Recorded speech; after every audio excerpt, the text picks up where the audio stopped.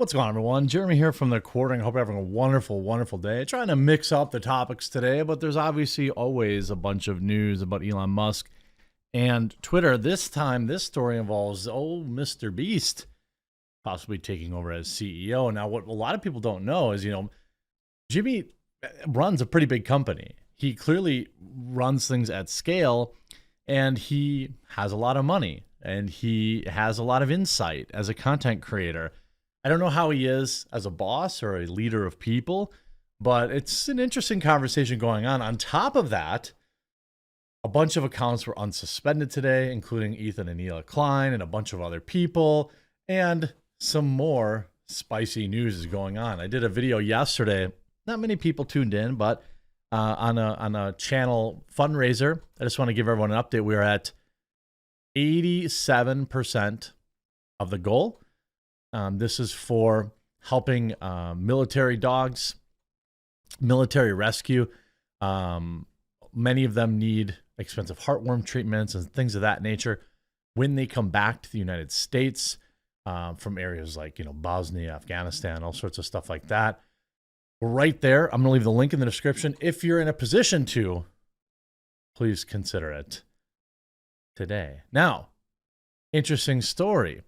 Elon Musk responds to MrBeast's question to become the next Twitter CEO.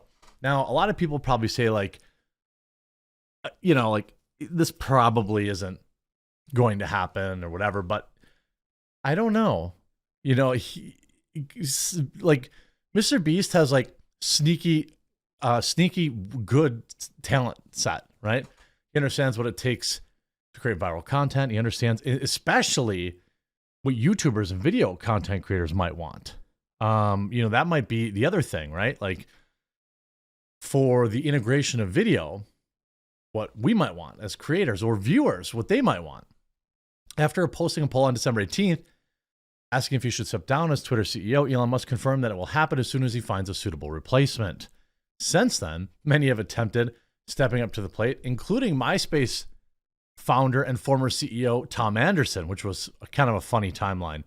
I don't remember the fall of MySpace, to be honest with you. I loved MySpace. I still think, in terms of social media, it was by far the best. Why did it never make a comeback? I don't remember what happened at the end there. It was fun. I was in a band, so I would upload my band's music, and I would do all that kind of stuff. It was fun. Anyway, the latest to throw their hat in the ring is YouTuber Jimmy Donaldson, also known as MrBeast, and Elon Musk has already shared his thoughts on it. MrBeast threw his hat into the CEO ring in a tweet today. "Can I be the new Twitter CEO?" he asked. It quickly went viral with hundreds of thousands of interactions, and Elon Musk has already shared his thoughts, saying it's not out of the question. Fans of the YouTuber and other high-profile accounts responded to MrBeast's idea as well. Buy it and then give it away. I can see the video now. Holy moly. YouTuber Eric replied, "Vouch. Probably not a horrible idea, to be honest." All this comes days after Elon revealed he's going to step away. MrBeast isn't the first influencer to pitch himself the next platform boss. Popular Twitch streamer Trainwrecks wanted to take over and invest money into Twitter, although Hassan was quick to mock his idea. I mean, that's all Hassan does. He mocks things. He's never actually done anything. But other interesting things that happened today outside of that. Now, okay, is MrBeast going to be the next CEO? Probably not.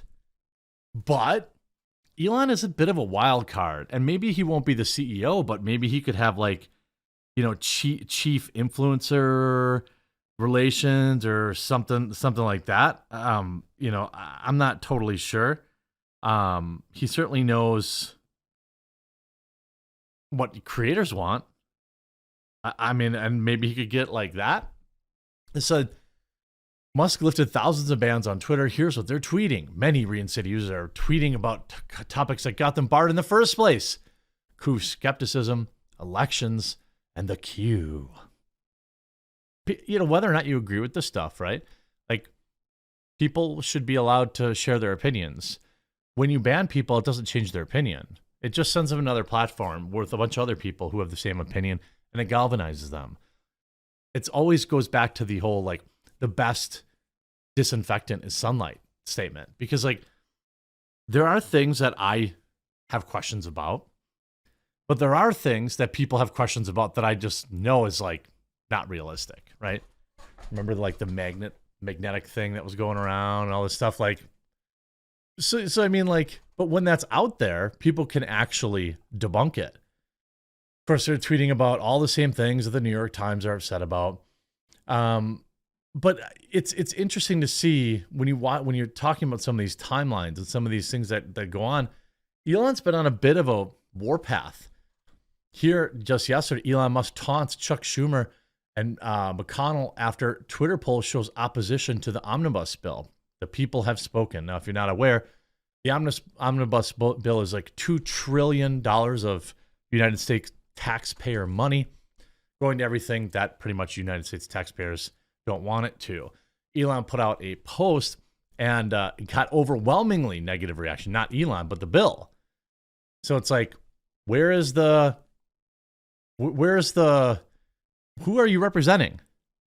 The public has spoken. In addition to voting on Twitter surveys, many users commented their disapproval and in some instances unbridled rage at Congress for trying to pass the massive bill. 1,400 pages, by the way. Musk's political enemies, however, took the poll as another opportunity to mock and ridicule his own disapproval for the legislation. Like any Twitter poll, the survey was not a true indicator of the public's opinion on the subject. For one, non-Americans could vote on the poll. That's fair. Although it's unclear whether the spending plan will get a thumbs up in more scientific polling.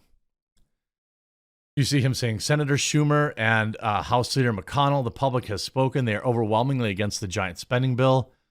We will have to drag these bloated hogs from the trough. Term limits time.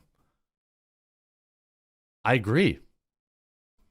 You know, the thing is with the Republicans, you know, like, hey, for everyone who thinks I don't criticize Republicans too, I mean, listen up.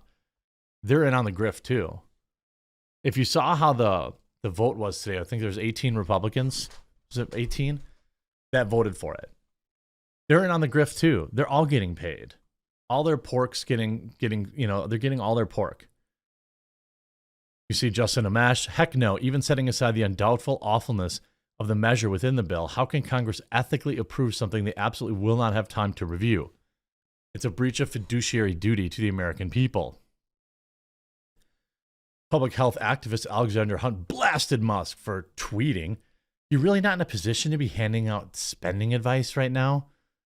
Why? Pretty sure he spends more money than anybody else. You know what I mean? Like, I think that, and let's see, got 200 likes. Not very good. This on top of the Wall Street Journal reporting. So it's been a bit of a rough patch here. Talking about advertisers. Since taking over Twitter, Elon Musk has rapidly made big changes, laying off employees, which, by the way, he saved $3 billion by cutting costs, which is crazy. Tweaking posting rules and suspending and reinstating accounts. There's one group he has had struggled to manage, and that's one to the vitals company's future, advertisers. Well, I'll tell you this. Advertisers are actually not vital to Twitter's future. They don't want to be dependent on that. That's why he has Twitter Blue. About 70% of Twitter's top 100 ad spenders from before Mr. Musk's takeover weren't spending on the platform as of the week ending December 18th, according to an analysis of data. Well, also, this doesn't take into effect any new advertisers that could be on Twitter, by the way. And also, let me be very clear from an advertising perspective, if people were making money on the platform and they choose to not advertise there for ideological reasons, they're breaking their fiduciary duty to their shareholders by not maximizing profits. They will all come back.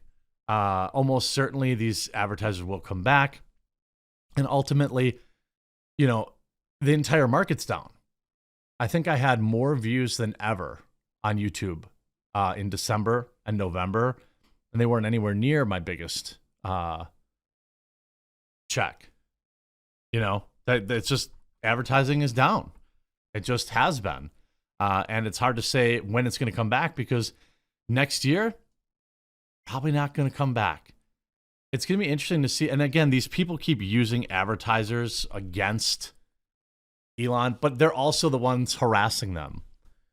Hi, I'm General Douche from the Wall Street Journal. What's it like? I was just curious if you had any comment about advertising on the most evil man on the planet's website. Do I think Mr. Beast would take over as CEO? Probably not. Do I think that he could advise Elon and whoever's in charge on some very important issues as a content creator? Absolutely. I want to see more people who understand the system, the ecosystem, have a take on it. Certainly Mr. Beast, in terms of representing a YouTuber, would be a far better candidate than, say, me telling Elon what he needs to do. So I'm 100% for it. I'm with it. Jimmy for, I don't know, chief marketing officer or chief content officer, CCO or something like that. And stranger things have happened. You let me know in the comment section down below if you think Mr. Beast is going to take over. And we'll talk to you again real soon.